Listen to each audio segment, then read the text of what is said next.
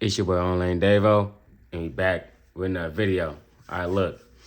We got a video about Fuck DH. The David case just got a disturbing update.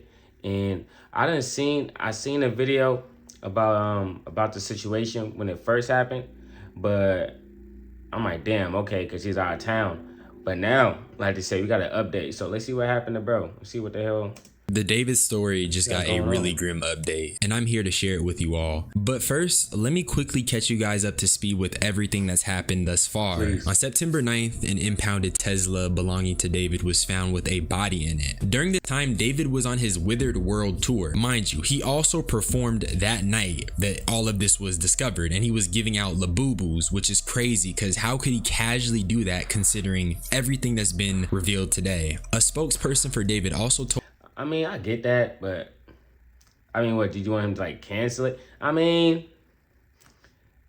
what you expect a nigga to do in that situation? I mean, I guess he can address it at the concert, but I mean, like, damn, I mean, shit, the show must go on, I guess. That's kind of, because it's like, you're going to have people in the audience that's like, damn, bro, like, I done saved up to watch you perform, and then you're not going to perform because of, you know? So, but I get what he's saying also, of like, damn, that's kind of fucked up, you know?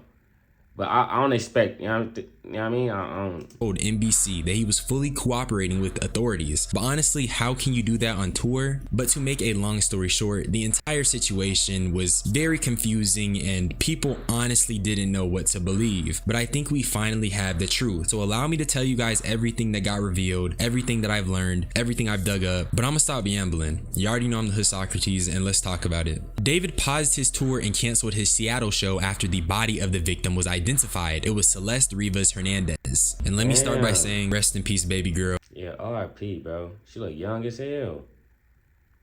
Oh, nah. So they found her in the Tesla? What the fuck?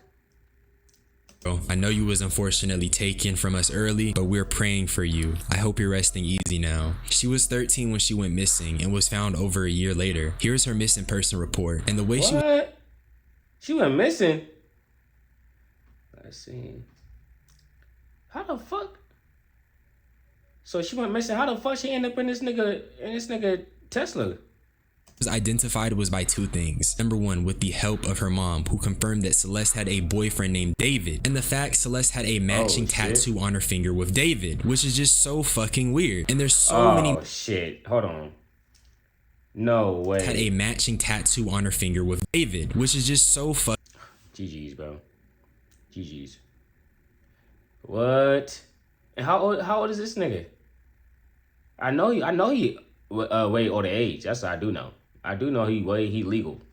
So that nigga, nah, fucking weird. And there's so many more damning pieces of evidence that connect Celeste and David. That's just the start. People checked David's Discord and found extremely disturbing images. One with Celeste being in there, another with some of his Discord members saying that Celeste was David's girlfriend. But I personally think the worst one was from a year ago on August 2024. It was a person replying to David saying, drop a song on the missing girl, Celeste. But it's not just Discord. About a week ago, there were two people on Reddit making these claims. Let me read them first. Bro, why do niggas be on Discord? Not just Discord. About a week ago, there were two people on niggas be on Discord just talking like it's a regular ass, like, bro, like, what the fuck?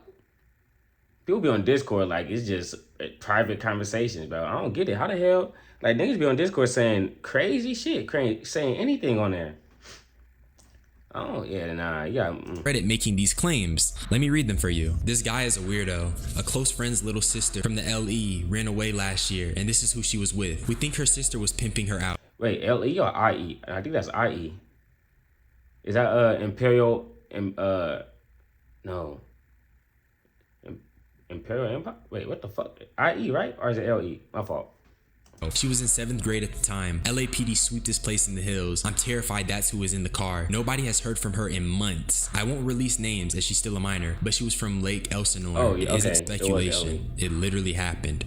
I don't really care if you've heard nice things about him. That has no impact on my personal negative experiences. Also, look at the -2 downvotes. Like, it just goes to show we have to stop worshiping these celebrities. We need to have niggas gonna glaze regardless, bro. Niggas gonna dick suck regardless. Like, until even if he gets found guilty, Like, even, you know what I mean? People are still going to be sending him fan letters and all that. You know, people be weird.